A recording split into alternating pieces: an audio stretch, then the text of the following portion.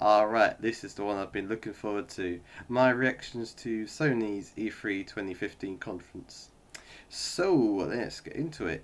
First of all, Sean Layden was hosting, which was pretty disappointing. I was kind of hoping Andrew House would be doing again like last year.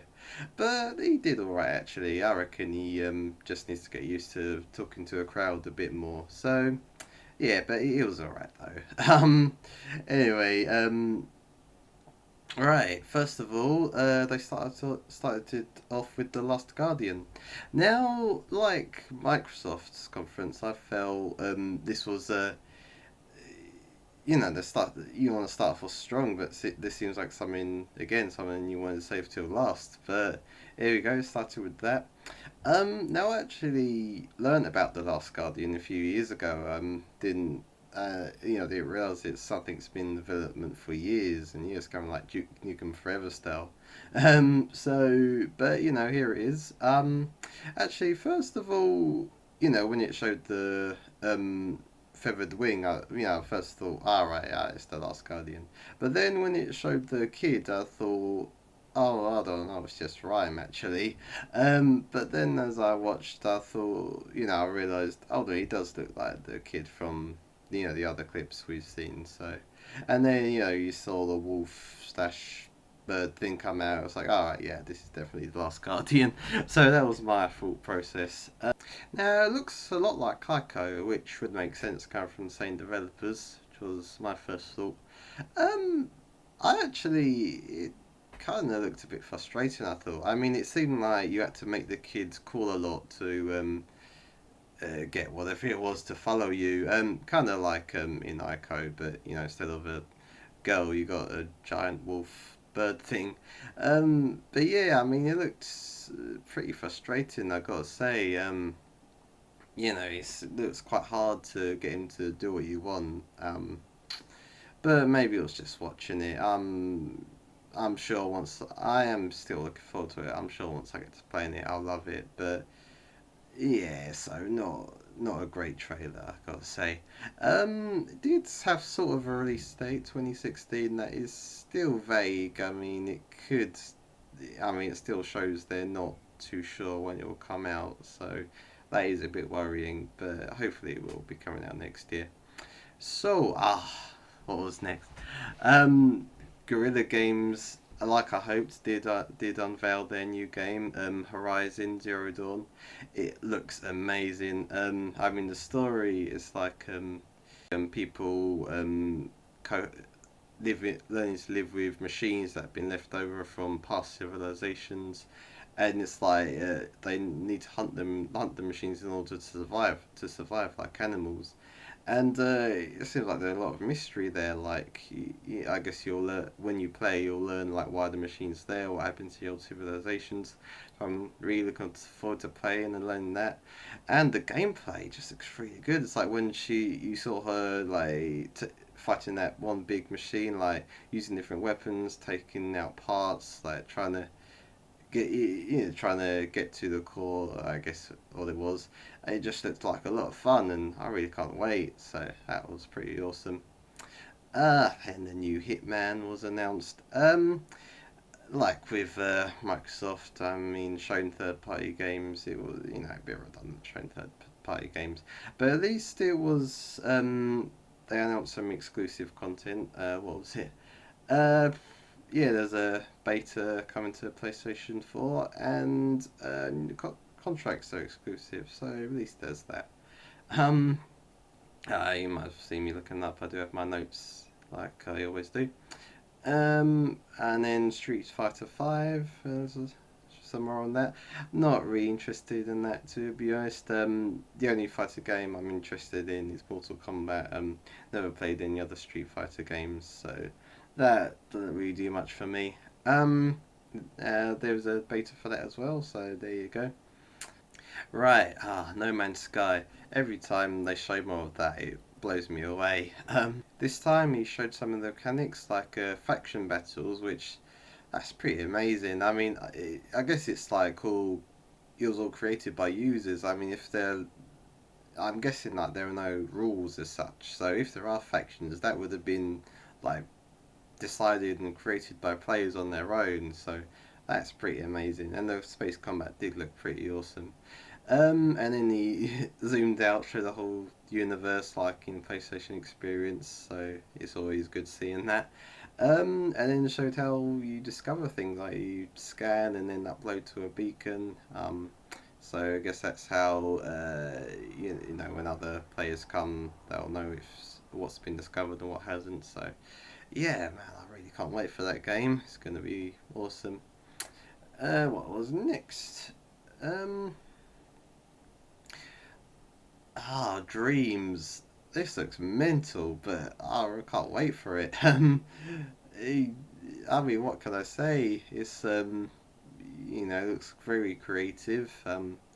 Guess you the way you play is you go through people's dreams one by one, and each time it's like, you know, it feels very surreal. I don't know what to make of it, but like the guy said, isn't it? You know, it's how you're probably meant to feel. But I I can't wait to play it. See what it's like, see what it's all about. But it's going to be awesome. Um, in Firewatch, this looks very interesting. Unfortunately, they said it's a console debut on PS4, so not an exclusive. But it's like, yeah, it's like this guy. It's you know, I guess you got to figure out why he's alone, and he's talking on his radio to this woman. There was some like saw him chopping down a tree, so I guess there's some survival aspects. Remind me of The Forest actually. And yeah, it looks pretty intriguing. I look forward to playing it. What was next? Oh, and then Adam Boys came on, did this segment. Um, I gotta say, he looks like he's a nice enough guy, but his jokes really make me cringe. But I don't know, he makes me smile. So right, the inevitable Destiny expansion, which I'm really bored of Destiny. I'm really not interested anymore. I gotta say. So there you go. Then some more Assassin's Creed Syndicate, some more exclusive content. Seems they're going to be like stealth missions that are exclusive to PS4, and you can do them with the protagonist or his sister Evie. So there you go. And then this was pretty disappointing. He said, you know, some more from the newest Final Fantasy, and I thought it was going to we are going to see some more from 15, but it turned out to be a new one called World of Final Fantasy, which looks, you know, kind of cutesy, like more for kids, not really for me. But then well, you know what's next? Final Fantasy 7 remake. Now, I love Final Fantasy, especially Final Fantasy 7. It's always been one of my favourite games of all time. I think Final Fantasy Metal Gear Solid, my favourite series. So yeah, I didn't think I'd be that excited. I mean, I wasn't that bothered about a remake. I mean, I'd just only a few months ago went through a run of Final Fantasy 7 and completed it. So I mean, I was all good. I mean, I'd experienced the story and got into the atmosphere and everything. So I wasn't that desperate for a remake. But I mean, you're surprised. I mean, it actually got me really excited.